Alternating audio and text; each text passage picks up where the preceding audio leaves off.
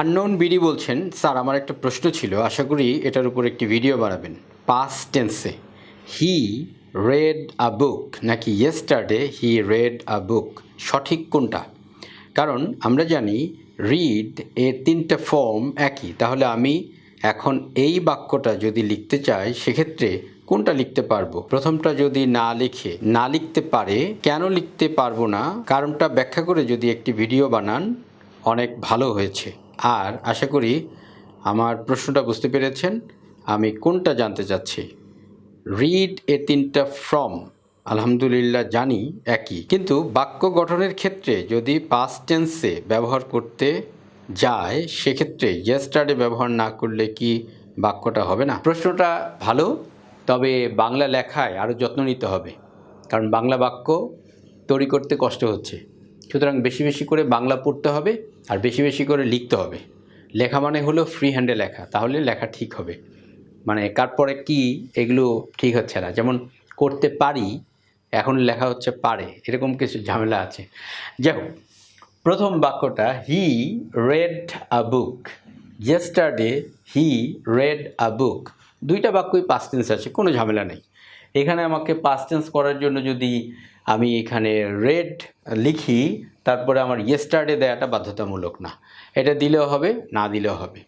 আচ্ছা, এখন এই বাক্যটা তিনটা ফর্ম তো একই, রিড রেড রেড। আমি বলার সময় কিন্তু এটা বলেছি হি রেড আ বুক, তার মানে এটা হলো পাস্ট টেন্স।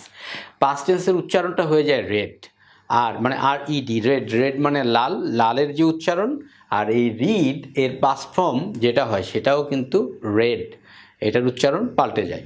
এখন এটা যদি প্রেজেন্ট হতো তাহলে কিন্তু এখানে হতো রিডস, অর্থাৎ এখানে ভার্বের সাথে একটা এস যুক্ত হতো। তাহলে এইটা যে প্রেজেন্টে নাই সেটা কিন্তু স্পষ্টই বোঝা যাচ্ছে, কারণ এখানে এস বা ইয়েস নাই। সাবজেক্ট যদি থার্ড পারসন সিঙ্গুলার নাম্বার হয় তাহলে ভার্বের সাথে এস অথবা ইয়েস হয়। থার্ড পারসন সিঙ্গুলার নাম্বার কি কি? থার্ড পারসন সিঙ্গুলার নাম্বার হচ্ছে হি, শি, ইট, নেম লিখে দেই, হি, শি, ইট আর হচ্ছে নেম, এগুলো হলো থার্ড পারসন সিঙ্গুলার নাম্বার। আর এখানে যুক্ত হয়েছে এস, কখনো কখনো আমরা ব্যবহার করি ইয়েস। এখানে যদি আমরা এইটাকে ইয়েস দিতাম তাহলে কিন্তু হতো না। এখন প্রশ্ন হলো কোথায় এস লিখতে হয় আর কোথায় ইয়েস লিখতে হয়।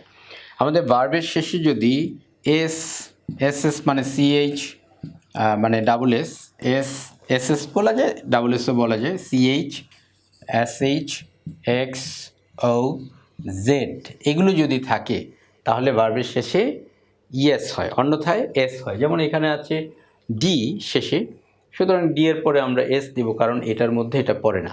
এটা একটা ভালো জিনিস জানার, চাইলে আপনারা এটাকে মুখস্থ রাখতে পারেন। তাহলে আমি যেটা বললাম সেটা হচ্ছে যে এই বাক্যকে পাস্ট টেন্স বলার জন্য আমাদের ইয়েস্টারডে বলার কোনো দরকার নাই। আপনি ইয়েস্টারডে বললেও হবে, না বললেও হবে, ঠিক আছে, দুইটা সেন্টেন্সই কারেক্ট হবে। থ্যাংক ইউ সো মাচ আপনার প্রশ্নের জন্য। আপনার আরও কোনো ইংরেজি বিষয়ে কোনো প্রশ্ন জানার থাকলে আপনি কমেন্ট বক্সে লিখুন, আমি উত্তর করার চেষ্টা করব।